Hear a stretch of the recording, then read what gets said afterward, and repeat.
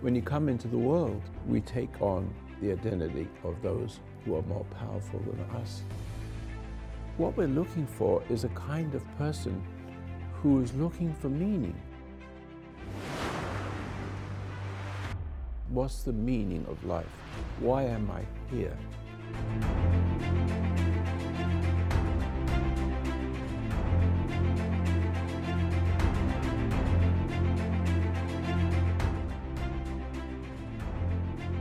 Welcome to the Foundation of Human Understanding Sunday Conversation. I'm Alan Masters. Today is the 15th of March, and it is the National Prayer Day. It's a brand new National Prayer Day that President Trump put into effect. I went to bed early last night, about 9 o'clock, and I was tired. I worked all day nonstop. 100 things I got done. I was a busy person, and it felt good to get things done. Our lives are affected in a very interesting way. We're not able to travel. We're not able to go to sporting events and concerts, and Broadway is shut down, and just everything. Everything has changed. A friend of mine posted on Facebook, "It's so strange to be without sports for 3 days. I walked into my house and there was a lady sitting on my couch." He goes, "Evidently, she's my wife. She seems like a pretty nice gal." Our life is changing. We're going to have to get to know each other a little differently. But at 3:30 in the morning, I woke up because I was observing something going on inside of my head. And then I'm going to tell you afterwards what I said to myself. I was watching this conversation between this big fat snake. It was this big around. It was a big fat snake, but it was only about 5 feet long. So it was really a strange looking snake. It was almost cartoon-like. It was a big fat snake, and I was watching it kind of almost like an inchworm move along because it was so fat. It was, dare I say, an obese snake. And I was watching it, and there was a conversation between me. It's interesting because it wasn't me, but it was me inside of this vision and this snake. And then I kind of decided to listen, and here's what I heard. The snake said, "Well, it looks like you and I are going to have to part ways, doesn't it?" And I said, "Well, no, because sometimes you need somebody on the inside to be able to tell you what's going on." And I went, hey, hold on. What's going on here? And I stopped this vision, and the snake moved off under a tree. And I went, what was that? What was that? And then I thought about it. I thought, I know what it is. That tricky snake, the serpent, the dark side, he uses all these little visions and things inside of your head to try and tempt you and taunt you and try and make you think that even that conversation that was going on between the snake and the virtual Alan was actually me. Because it wasn't. Because as soon as the snake said, "Well, we're just going to have to part ways then, aren't we?" I said, "You're damn right we are," inside of my real mind, because I don't want that snake in my life. But this other virtual Alan was going, "No, because we can work together." Isn't that interesting? And I saw that and I thought, that's not me. I don't want to work with that snake. I don't want to be any part of that snake because I know what that snake is and what that snake represents. It was a big, fat snake, which is so interesting to me. It was like the snake in the Garden of Eden that probably was pretty thin at that time, but all these centuries later, it's just a big, fat, obese snake from consuming all those souls. But when it said, we're going to have to part ways, I said, you're damn right we are. I don't want to have anything to do with you. And I thought to myself, here we are. Here's where I woke up. I went, wow, how brilliant evil is to use our own unfiltered mind, because we don't have a filter like a firewall on our computer. We don't have a filter for our own thoughts. The wicked side of us, that is the lower nature, uses our own subconscious to make us think things in this subconscious side of our own mind and make us think that those thoughts are actually ours. But I was being observant once removed from that conversation. And when that devil said, we're going to have to part ways, and that other monkey brain side of me was saying, no, but we can work together.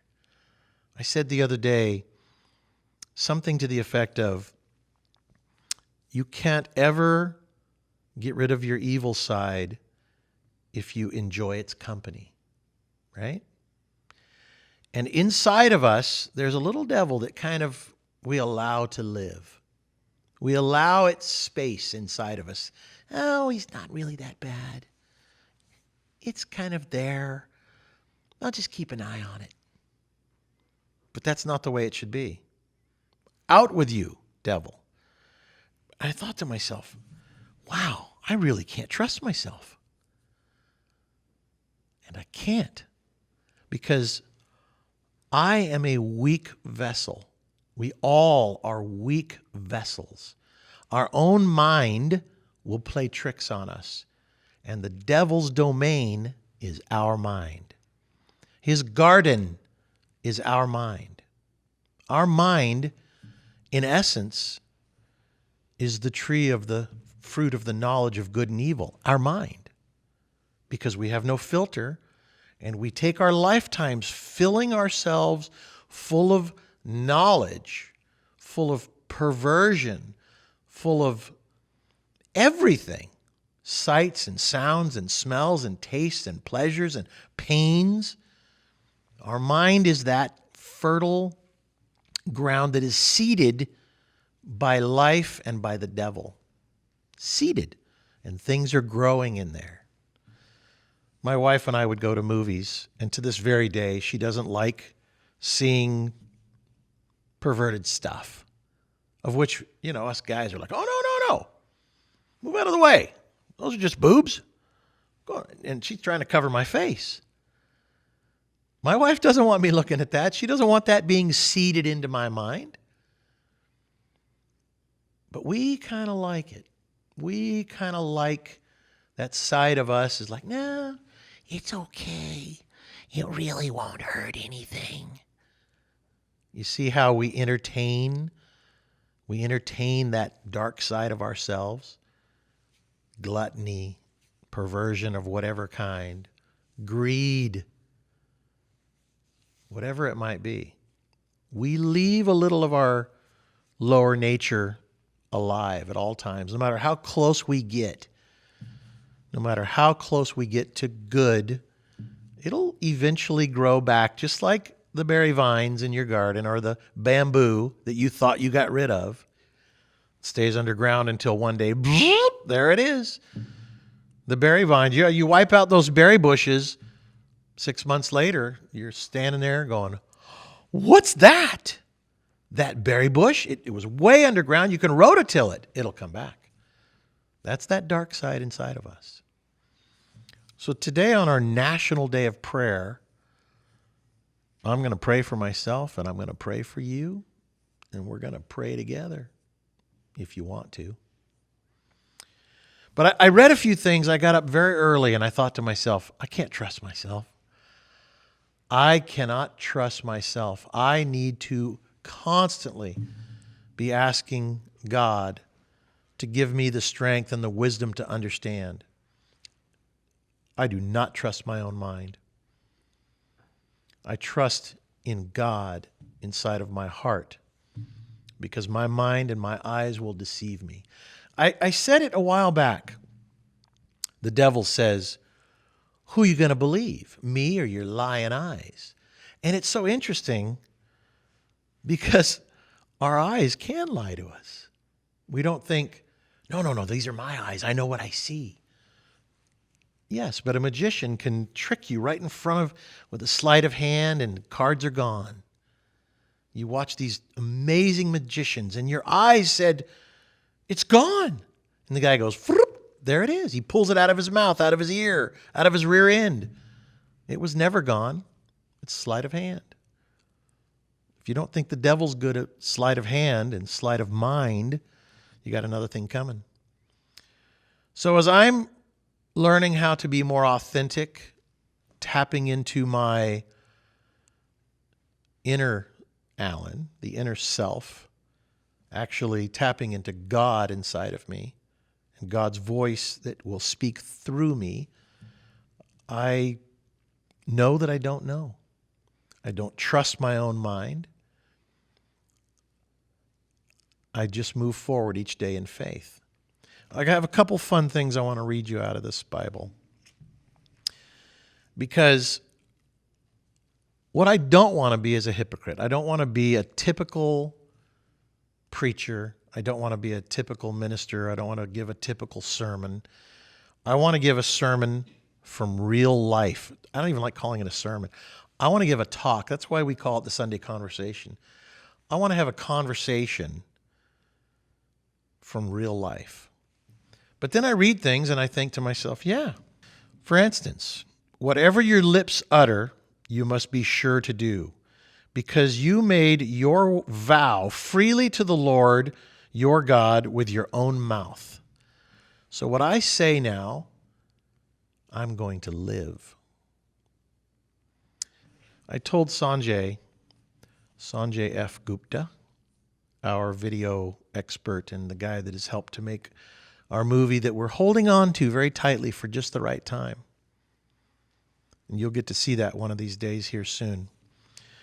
I said, remind me of this in case I don't remember. I actually texted him because I don't want, my mind will make me forget. I will get distracted because my mind, like your minds, are connected to two sides, the lower nature and your Creator in heaven, if you seek Him out. But this guy down here has got a much better stranglehold on your mind. So I'm going to do my best here to say something that I think is a vow from my crooked little lips right here to my Creator in heaven. So here's my vow. And I'm going to do my very best to live up to what I'm about to say.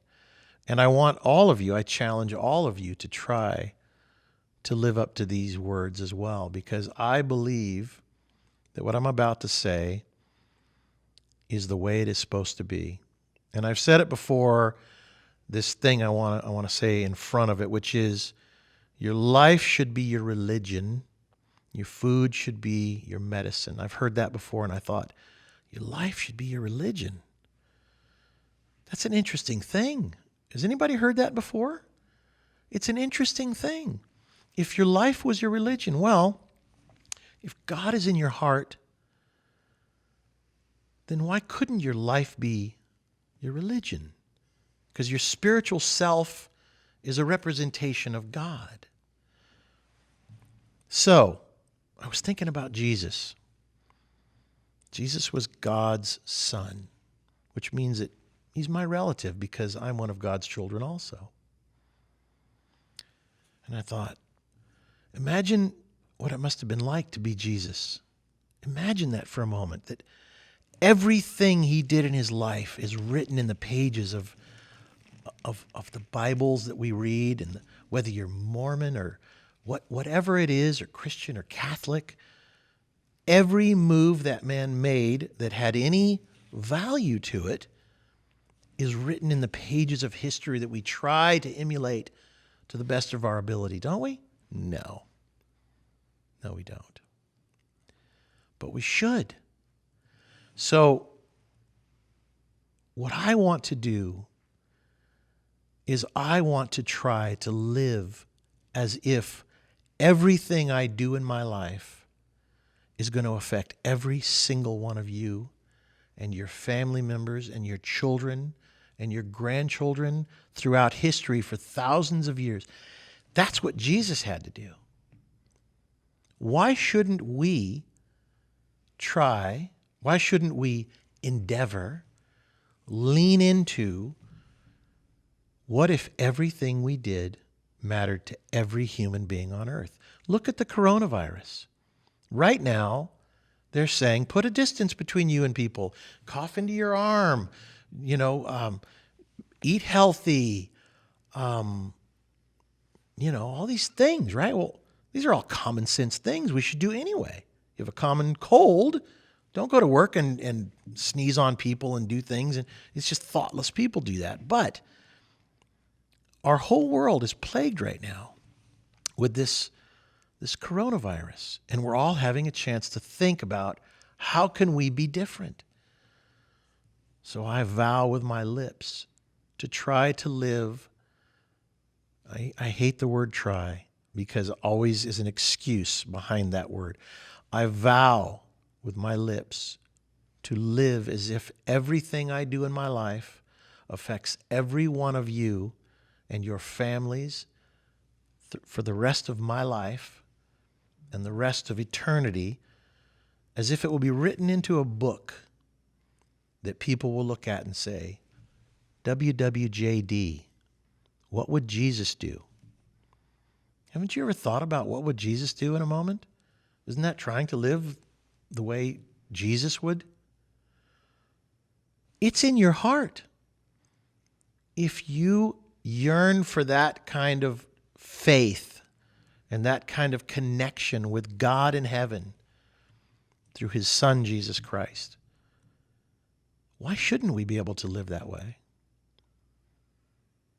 Sin means missing the mark. We miss the mark every day.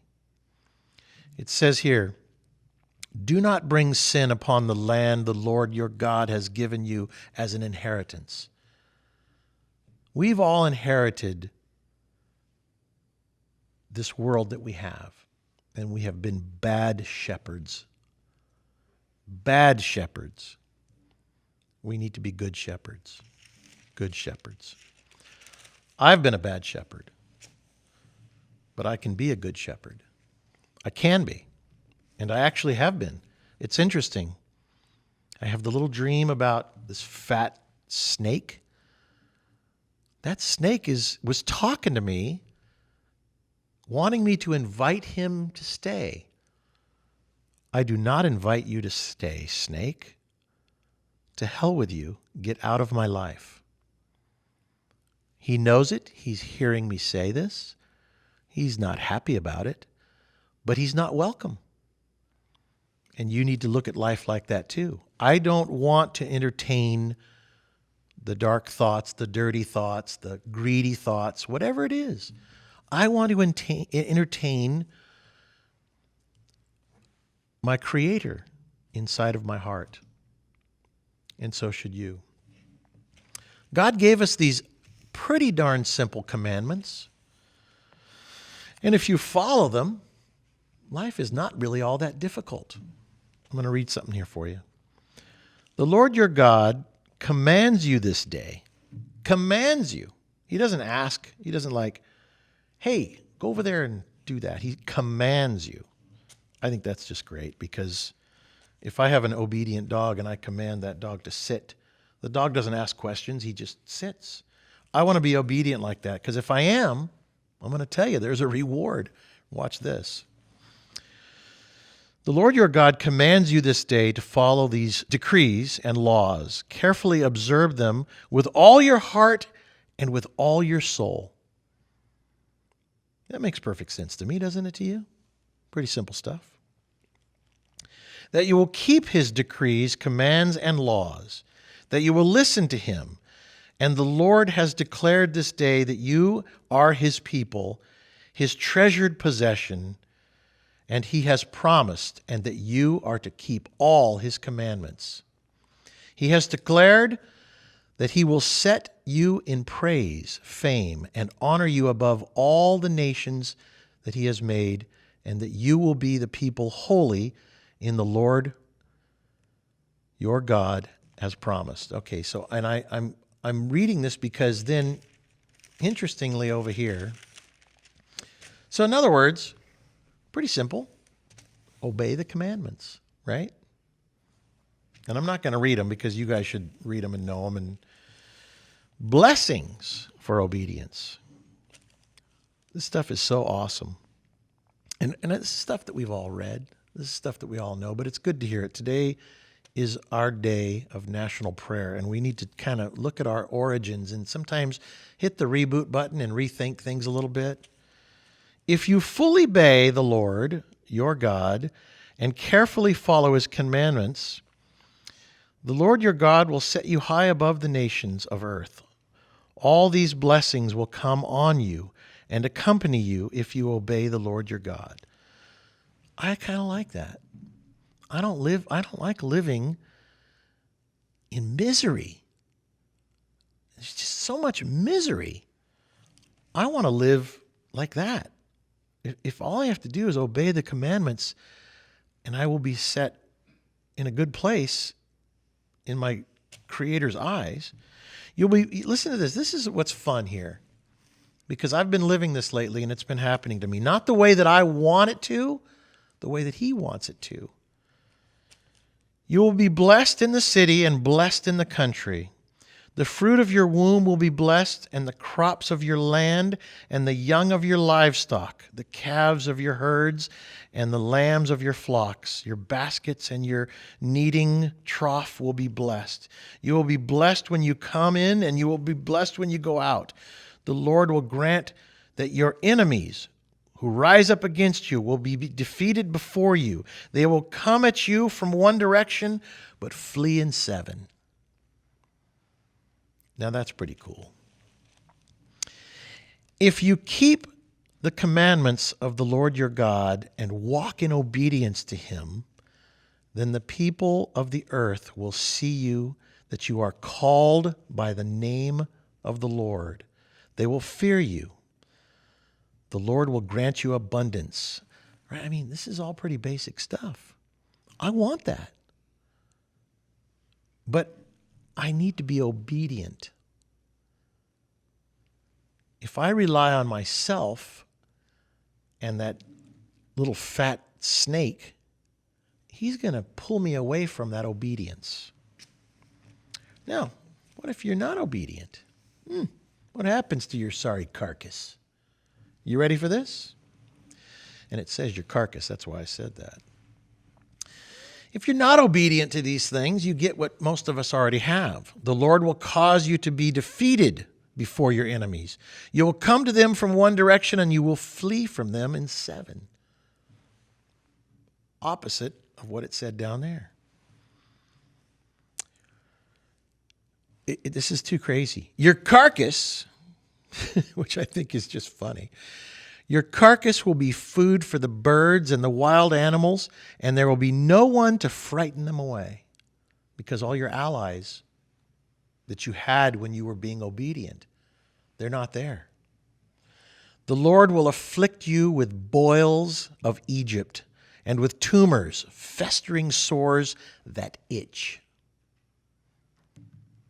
This is right out of the Bible. The itch from which cannot be cured. The Lord will afflict you with madness and blindness and confusion of the mind. Need any toilet paper right about now? Confusion of the mind. Look at the crazy world. Look at the crazy world. At midday you will, well, anyway, I don't need to go on about that. It's all written in the book, and how soon we forget. How soon our lives, that fat snake comes in and says, what about me? I'm hungry. Don't you want to go eat dinner? Sushi sounds good. Remember that girl that has cleavage? Yeah, she's probably working tonight. I mean, that devil will come in and work on your mind until he pulls you away. because we don't have a filter. We don't have a filter. We have no firewall from the devil's thoughts to pull you away from your Creator, from being obedient. So, the question is, can you be objective? That's what I'm starting to love about the whole observation meditation exercise. It's an observation, being objective. If that's all you can be, and be still and know that He is God, if that's all you can be, you are better off than most of people in this world, because you will see the games being played inside of your mind. Inside of your mind. I don't think we should trust our mind. I think a mind without a leader is the devil's workshop. And so on this day of national prayer, I pray, dear Lord, for the strength to be able to talk to these people and pray with these people that we have sinned. We have all sinned. We have all missed the mark. The fact that we sin does not make us evil. It makes us human beings. We miss the mark. When the archer misses the mark, he pulls out another arrow and he aims a little higher and he fires again. And this time he hits the bullseye. That's me right now in my life. I pull out another arrow out of my quiver and I aim higher this time.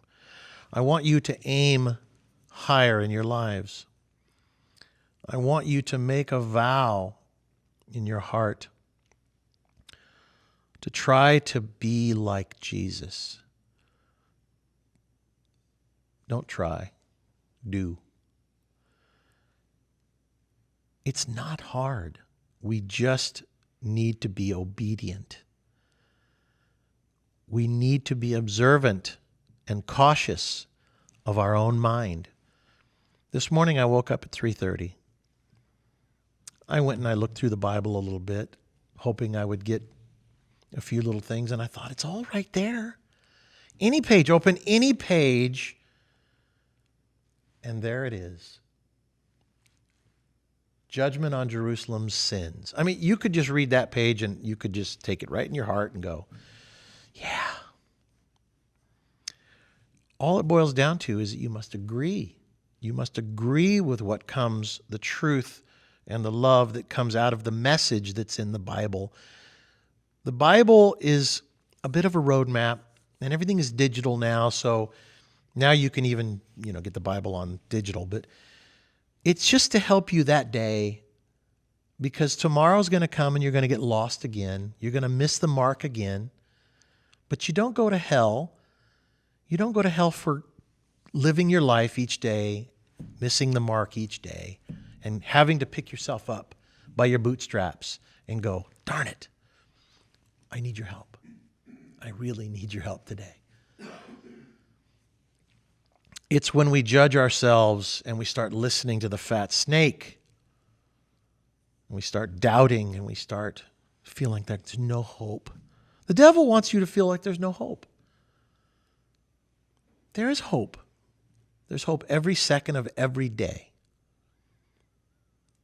When you doubt, you're not having faith. I can't imagine living without having faith. I can't imagine not knowing that God is watching. We have an observant God. He's watching us all the time. He's watching our thoughts. He's always with us because He dwells within. He sees the same thoughts we do, and He watches almost like we're little rats in a maze. You know how you watch and you're watching the rat try and get out of the maze, or the mouse in the maze? More than that, He's inside. He can help us navigate if we ask Him to. But if you're not asking, you're stuck with your own set of guidance, which is connected, it's earthbound, it's ground sluiced, it's connected to the earth. And I don't want to be on the earth and of the earth. I want to be on the earth, but I want to be of a higher nature. I want to be connected to my Father in heaven, my Lord and Savior. So I pray that we in this nation can embrace God and understand that we have been given a beautiful thing called life, and that we have been foolish and we have sinned, and we need His forgiveness and we need His guidance every day. Every day. We need to meditate or just be still so that we can know that He is God, so that we can return to the source of guidance in our lives with all things that we do.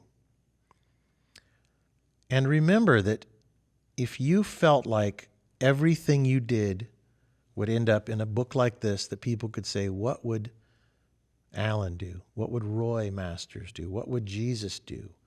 Jesus is the perfect example. I want to try my best, endeavor each day, move in that direction to be a better man, to learn how to take a look at my ego, pride, hunger, all the things that make up a man or a woman, depending on who you are, and realize that inside of us is a little child, and that little child sees things very simply, and it's usually just a little nod like, yeah, I get that, or I don't know if I like that. That's how little kids are.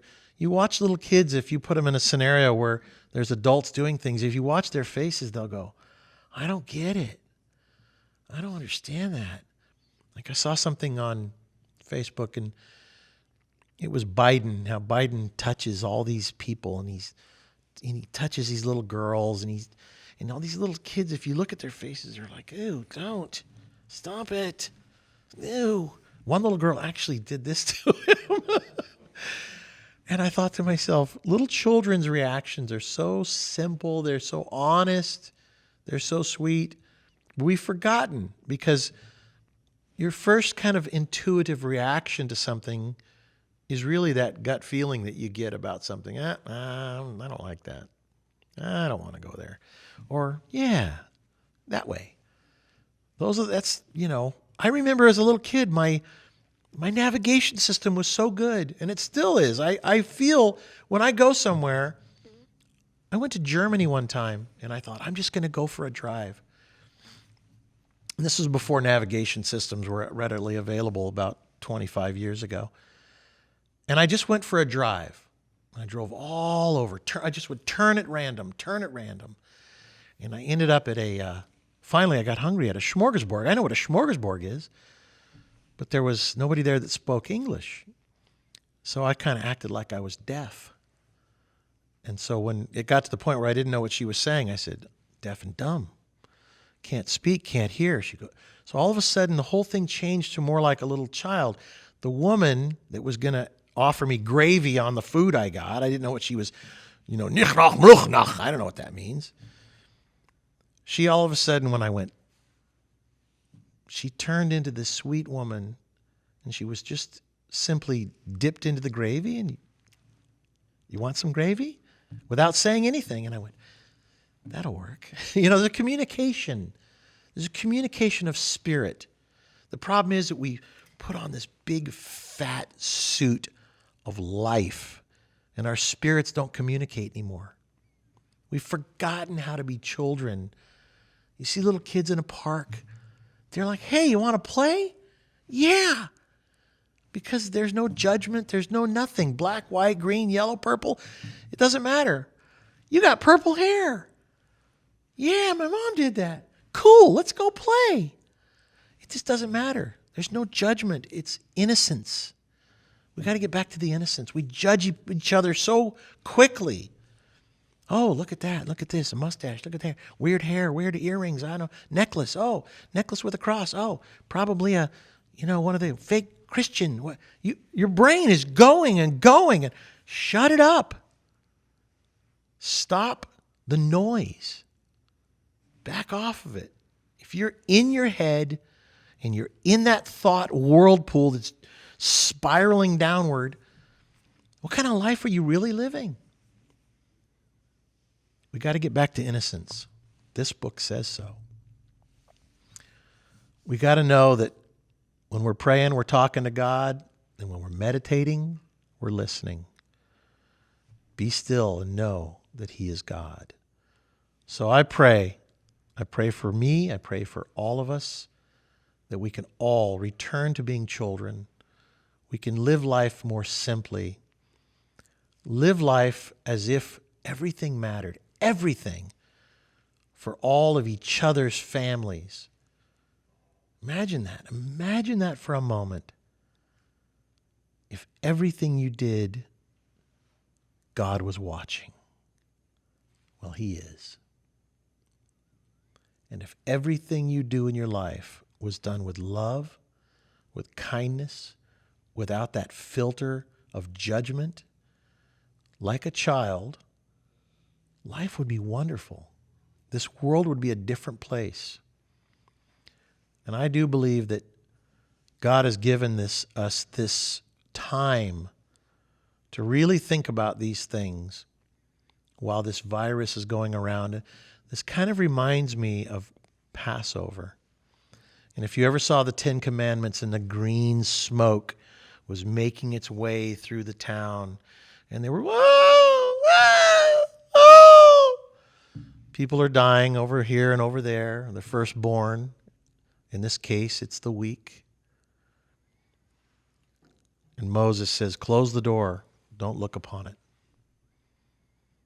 That's death. And those who are weak, and I don't know that it's necessarily the elderly, because I saw a thing this morning as a 102-year-old Chinese woman that's recovered from coronavirus after 6 days. I think it is the people that their spirit has been carved out of them and eaten out of them, and there's barely any life in them anyway. They will perish. The weak, whether they're young or old,